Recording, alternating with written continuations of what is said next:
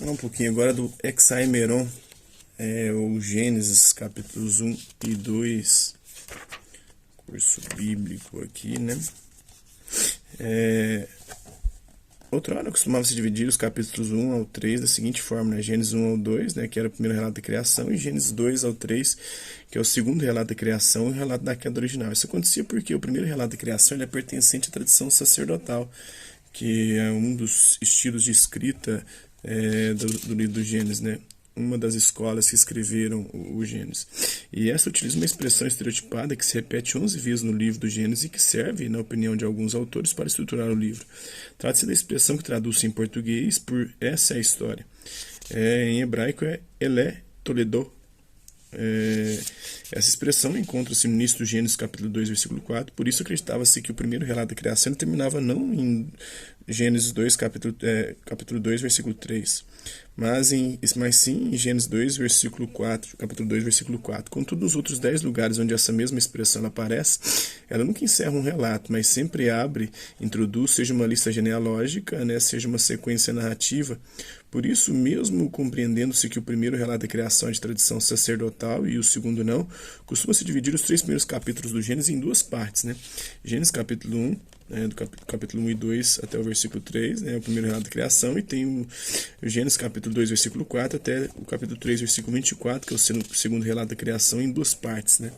Tem Gênesis também do capítulo 2, versículos 4 a 25, que é o segundo relato da criação, e Gênesis 3, capítulo 3, versículos 1 a 24, que é a queda original.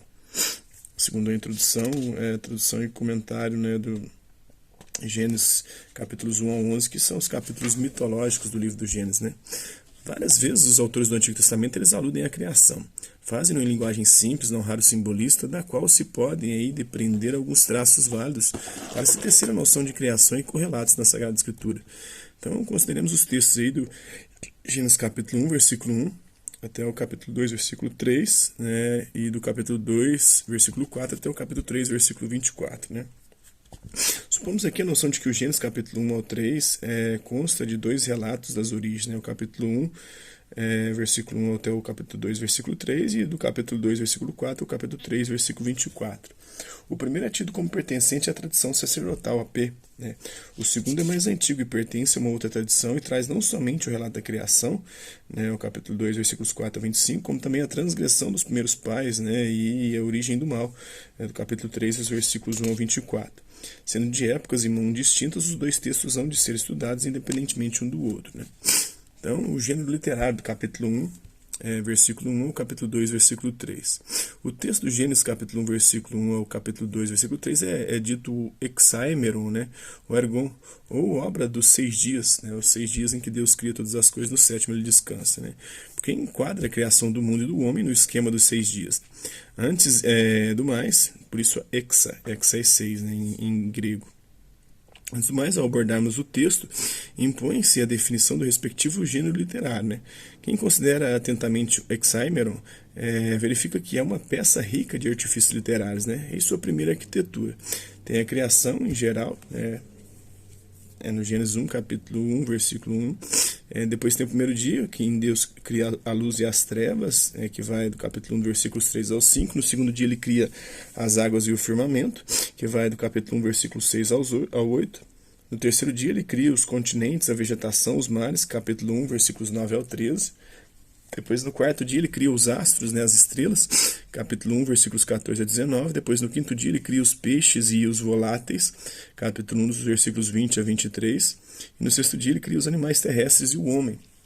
Depois do homem faz da sua costela a mulher, capítulo 1, versículo 24 a 31.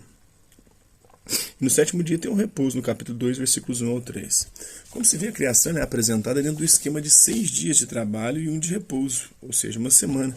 Embora sejam 8 as obras realizadas, durante 2 no terceiro dia e 2 no sexto dia, o autor não quis apresentar 8 dias de trabalho, mas 6, para ficar dentro do quadro de uma semana. Os 6 dias se distribuem em 2 séries, 3 dias para a distinção das 3 regiões do universo, respectivamente, né? Os ares, as águas e a terra, e 3 dias para o povoamento, a ornamentação dessas regiões, com os astros, os peixes, os voláteis, né? Os peixes são animais que voam, voláteis são os que voam, né? São colocados na mesma categoria de aquáticos, porque ou vivem na água, os peixes, ou nascem na água, os mosquitos, por exemplo, ou vivem entre as águas, que há a flor, né, da terra, e as águas que há acima do firmamento, as águas do céu, né, ou da abóbada cristalina, a abóbada celeste, que cerca a terra, tais como são as aves, os pássaros, os animais terrestres e o casal humano. 7 são as fórmulas que compõem o hexaemeron, né? A introdução, e disse Deus, a ordem, né? Haja luz, a execução, e assim se fez, a descrição, separou Deus, o nome é o bênção, né? Dar o nome e abençoar as criaturas da terra, nominar, né? Isso foi a incumbência dada por Deus ao ser humano. Eu elogio, e viu que era bom, né? E viu que tudo que ele tinha feito era bom. Conclusão, e houve tarde e manhã. Essas fórmulas, elas dispõem-se de maneira simétrica, como se pode ver a seguir, né? Então tem o primeiro dia, a obra da primeira, né? A, B, C, F, D, E, G. No segundo dia, a obra segunda, A, B, C, D, E. Pulo D, né? Não tem o F, I, E, G, 6. No terceiro dia, obra terceira, né? 5. Obra quinto, 6. E aí vai indo, né? Note-se que na quarta e na quinta obras o número de fórmulas é proposto do mesmo modo. Pode-se ainda observar a seguinte simetria, né? Tem uma simetria aí na criação, na forma, que não dá para apresentar nem em vídeo nem em áudio. Então pode-se observar a seguinte simetria, né? Tem a obra, as fórmulas, né? A obra. Então a fórmula aí que matematicamente o trem fica bem interessante. Observe sendo o uso simbólico dos números, especialmente o número 3, né?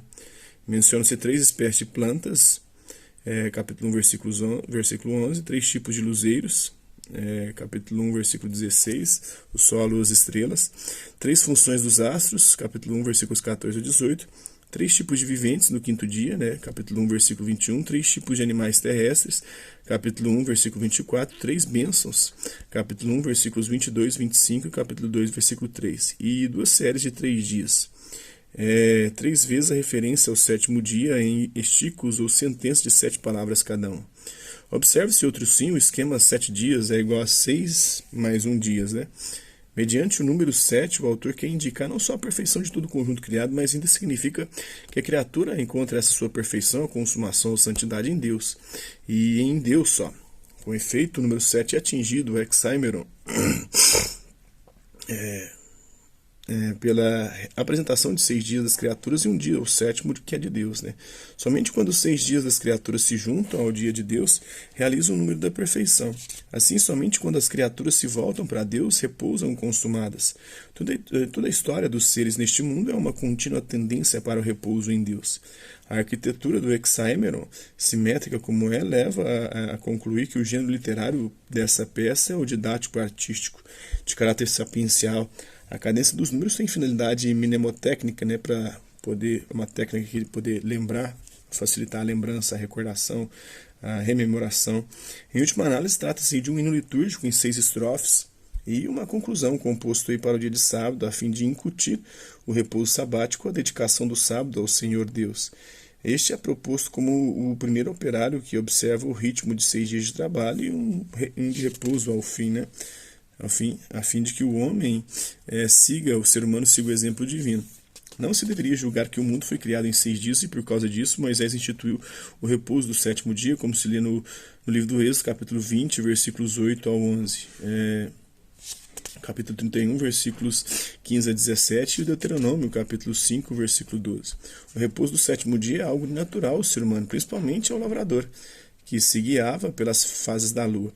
O autor sagrado colocou hexaemeron no início da Torá, com o fim de dar à lei do repouso sabático um fundamento bem persuasivo que seria o exemplo divino. Sabe-se de resto que os antigos povos se compraziam em pensar que a divindade no céu age à semelhança dos homens na terra. Confira também Gênesis capítulo 1, versículos 1, 21, 27, capítulo 2, versículo 3. Então a peça, portanto, não tem finalidade científica. Não pretende narrar a maneira como o mundo foi criado cientificamente, mas expõe conceitos sapienciais, filosóficos, teológicos e morais a respeito do mundo e do homem. É um relato mitológico sobre as origens, né? Então os ensinamentos do hexaemeron, né? Isso que o Oxymoron, sem dúvida, ele afirma a respeito de Deus. Deus é um, o estrito monoteísmo aí. Todos os deuses que os antigos povos adoravam são apresentados como criaturas do único Deus, ou seja, foram obras do próprio Deus. Há outros deuses, mas são deuses menores, divindades menores.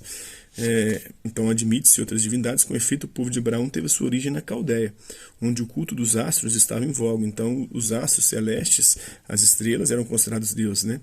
Da Caldeia transferiu-se para a terra de Canaã, onde os bosques e a vegetação eram cultuados. Deus emigrou para o Egito, onde os animais, tidos como sagrados, eram adorados. Ora, o autor do Oxymoron mostra que todos esses deuses, astros, plantas e animais, eles foram, na verdade, criados por Deus, não para serem adorados, mas para servirem ao ser humano. Inclusive, os anjos depois vão ser inseridos nessa mesma perspectiva. A serviço, seres criados por Deus, a serviço dos seres humanos, no contato com os povos babilônicos ali, de lá que surgem a crença nos anjos. Até então não tinha relato de anjos na Sagrada Escritura até o encontro com os babilônios. Então Deus é eterno, nisso distingue-se radicalmente do mundo, que começou no tempo. Deus é todo-poderoso, ele cria mediante a sua palavra ou com um ato apenas da sua vontade, sem esforço. O verbo bara, criou, né, significa criou. Na Bíblia ele é reservado exclusivamente à atividade divina. Só Deus cria, ou seja, faz algo a partir do nada, criar. Inventar é fazer algo a partir das coisas que já existem. Criar é fazer algo a partir do nada. Então, quando se fala em criatividade, é alguém que faz algo a partir do nada. Ninguém faz nada a partir do nada, pelo menos nós seres humanos. Para aqueles que querem Deus, Deus teria feito todas as coisas a partir do nada. Isso é até uma contradição lógica também, porque não tem como fazer algo a partir do nada. Porque se Deus fez as coisas a partir dele mesmo, ele já fez a partir de si. E se ele não é o nada, então de alguma coisa surgiu todas as outras coisas. Então é uma contradição lógica, mas os cristãos permanecem nisso. É um dogma da Igreja Católica e geralmente um dogma cristão, uma verdade irrefutável e inquestionável, que Deus criou todas as coisas, fez tudo a partir do nada. Não existia nada e de repente Deus criou tudo, mas se ele criou tudo, ele criou a partir de si.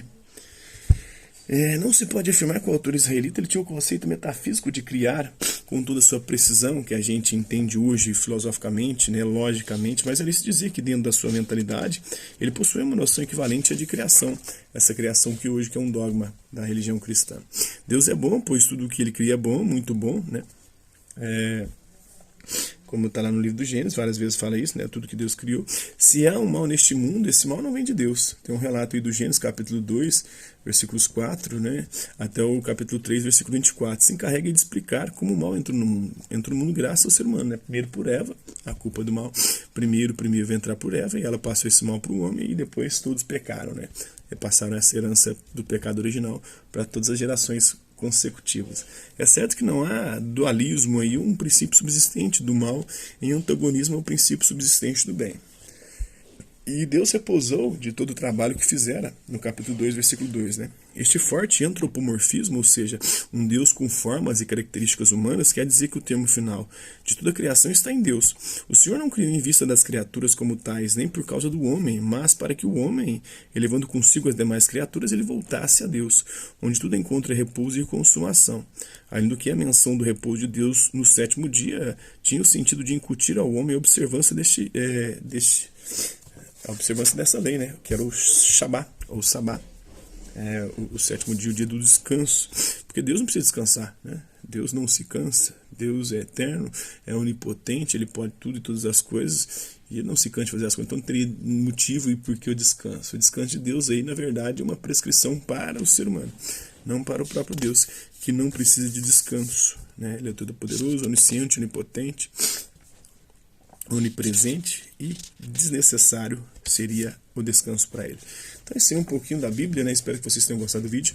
Quem curtiu, dá um like, quem não curtiu, dá um dislike. Hasta la vista, babies, e até a próxima.